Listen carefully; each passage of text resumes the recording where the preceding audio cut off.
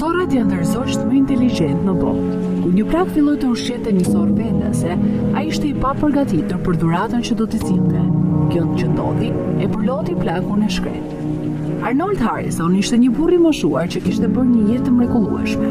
Ai kishte takuar dashurinë e jetës së tij, një grua të quajtur Amelia, rreth të 20-tave. Të dy kishin qenë të padarë pas takimit të tyre të parë, shpesh duke kaluar në aventura të reja dhe emocione së bashku në të gjithë botën. Disa vjet pas që u takuan dhe u martuan, Arnold dhe Amelia u kthyen në vetlindjen e tyre, ku vendosën të krijonin një familje. Ndonse i shijonin aventurat e tyre, ata ndjenin se diçka i mungonte jetës së tyre. Pasi e diskutuan, ata kuptuan se të dy donin të krijonin një familje.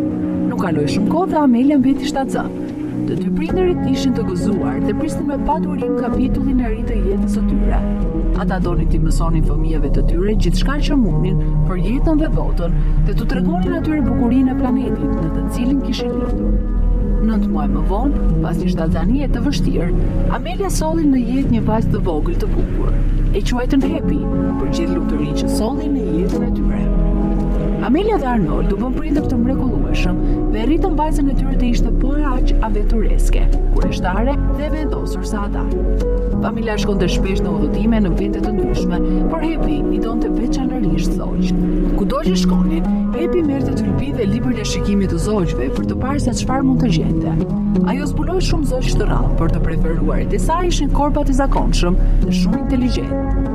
Happy i pëlqente t'i shikonte ata të fluturonin dhe të zgjidhnin probleme komplekse, si për shembull se si të hapësh një arë të fortë. Ajo shpesh i furnizonte zorrat me këto arë dhe shikonte se si ata kuptonin se si ta fusnin ushqimin brenda. Shumë herë zorrat i idhnin arrat në rrugë, duke pritur që makinat i përplasnin dhe t'i hapnin. E imagjepsur nga këto krijesa të manitshme, Happy ushqente me kënaqësi në kopshtin e saj çdo ditë. Së shpejti Happy mbrodhi një grumbull të vogël zorrash që vinin në kopsht për ushqim. Kjo vazhdoi për vite me radhë ndërsa Happy u rri. Çdo ditë zorrat vinin si ora, derisa Happy ushqente. Me kalimin e viteve, një zorr e veçantë rroshi vëmendjen e Happy. Ishte një zog me pamje mjaft normale, vetëm se i mungonte një sy. Happy, duke vlerësuar ironinë, e quajti këtë zorr Blinky. Blinky u bë i preferuar i saj dhe shpesh i jepte ushqim shtesë për të treguar dashuri. Në kthim, Blinky solli asaj objekte me shkëlqim që i çmonte. Fakti që zogu ishte gatshëm t'i jepte asaj sendet e tij me shkëlqim e bëri Happy të ndjejë jashtëzakonisht e lumtur dhe e privilegjuar që kishte fituar miqsinë e tij. Kur Happy u rrit mjaftueshëm, ajo vendosi të regjistrohej në ushtri. Ajo besonte se do të ishte një rrugë e mirë karriere, plot aventura dhe punë të palodhur, dhe donte ta përjetonte botën ndryshe nga prindërit e saj.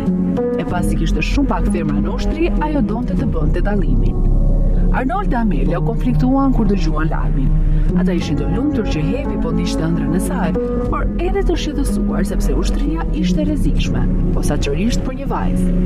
Ata e dinin se gjërat mund të shkonin tmerrsisht keq në çdo sekondë, por në pamundësi për të ndryshuar mendjen e saj, i dhan bekimet dhe shpresuan për kthimin e saj të sigurt. Megjithatë, ishte dikush që Happy nuk mund t'i shpjegonte mungesën e saj të papritur. Sapo Happy u nis për në kampin e ushtrisë, Blinky ende vinte çdo ditë duke kërkuar ushqim. Zogu ishte mësuar me orarin e tij dhe nuk mund ta kuptonte pse Happy nuk ishte aty për ta përshëndetur me një buzëqeshje dhe një grusht fara dhe arra.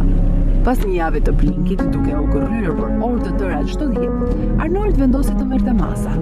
Meqense ai dhe Amelia kishin udhëtuar shumë kur ishin të vegjël dhe nuk patën një fëmijë deri në mesin e të 40-tave, Arnold ishte mjaft i vjetër në kohën kur Happy u nis për në ushtri.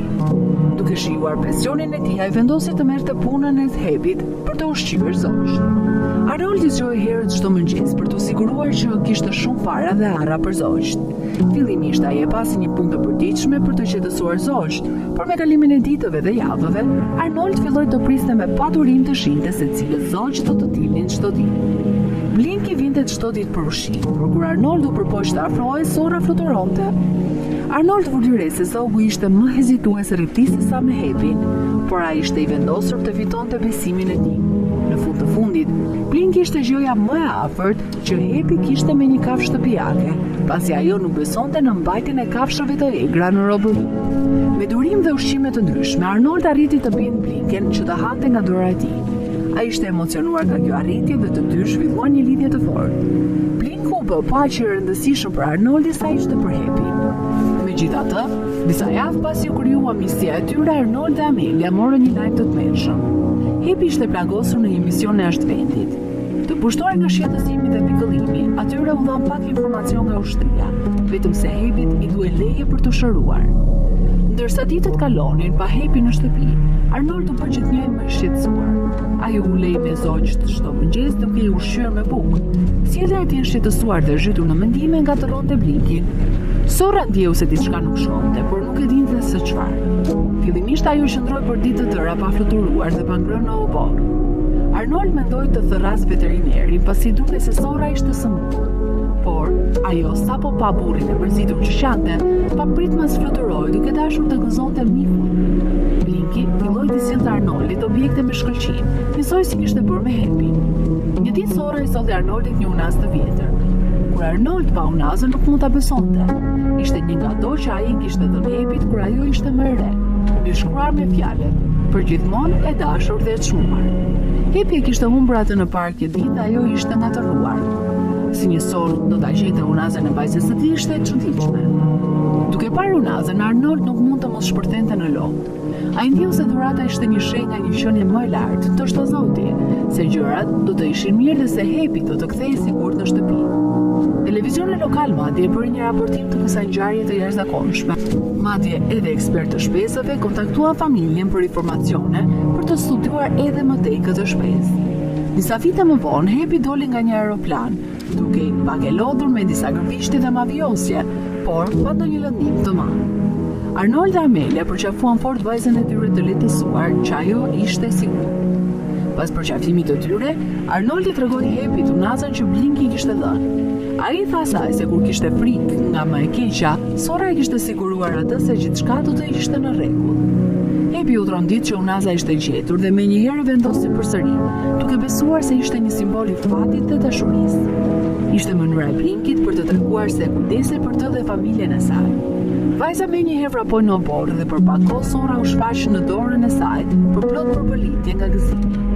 Happy, Arnold dhe Amelia vazhduan të ushqenin të gjitha Sorat dhe erdhën në kopshtin e tyre. Por kishte një vend të veçantë për Blinkin, të cilin e llastuan me ushqime shtesë. Si përfundim, lidhja e jashtëzakonshme midis Happyt, Arnoldit dhe Sorës Blinki sjell në pa lidhje të thella që mund të krijohen midis njerëzve dhe kafshëve.